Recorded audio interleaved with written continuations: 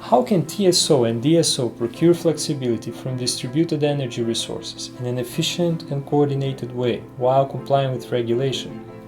Hi, my name is Leandro Lind. I'm a PhD student at the Comillas University in Madrid, and in this research reel we will discuss the evaluation of TSO-DSO coordination schemes. More and more distributed energy resources such as distributed generation, storage systems, electric vehicles, and also demand response are being connected at medium and low voltage levels. While this may be a challenge for system operators, it is also an opportunity. DR will be able to offer flexibility in energy and ancillary service markets. But if both TSO and DSO want to procure this flexibility, they should coordinate the procurement and the activation to avoid creating congestions to one another. The literature around this topic is flourishing, and many coordination schemes have already been published. In this research reel, we focus on the economic and regulatory aspects of the evaluation of coordination schemes. In order to inform this analysis, we model 3 coordination schemes for a stylized European market sequence. So let's set the scene. First, a market operator runs a wholesale energy market, the day-ahead. This market does not consider the network. The market results are then sent to the system operator that checks the feasibility of the market clearing and, if necessary, runs a congestion management market, somewhere between the day-ahead and close to real-time.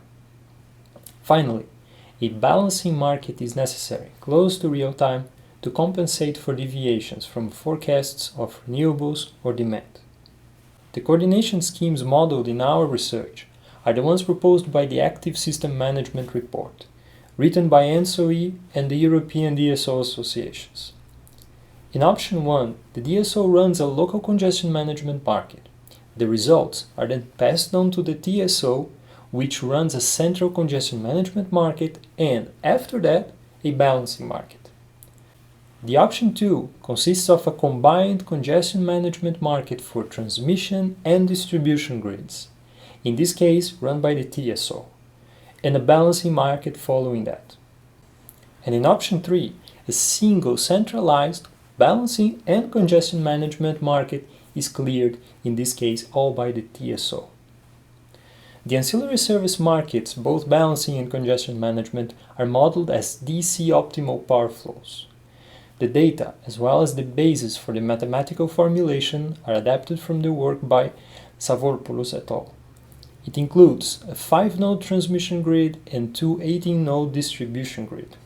During the 24 hours considered, constraints appear at both distribution and transmission grids. The economic results show that the option 3, in which the TSO optimizes both services for the whole network at the same time, is the cheapest in the short term.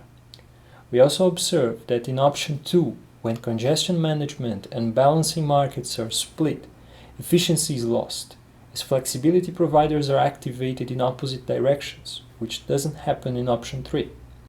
On the long-term economic effects, we look at the scenario in which the constrained distribution line is reinforced. Considering regulatory prices and parameters in Spain, we conclude that for more efficient coordination schemes, options 1 and 3, the use of flexibility is more beneficial than the reinforcement of the line, depending on the amount of constrained days during the year. And one final conclusion is that by reinforcing the distribution grid, DR located downstream the congestion can then participate in other upstream markets, such as balancing.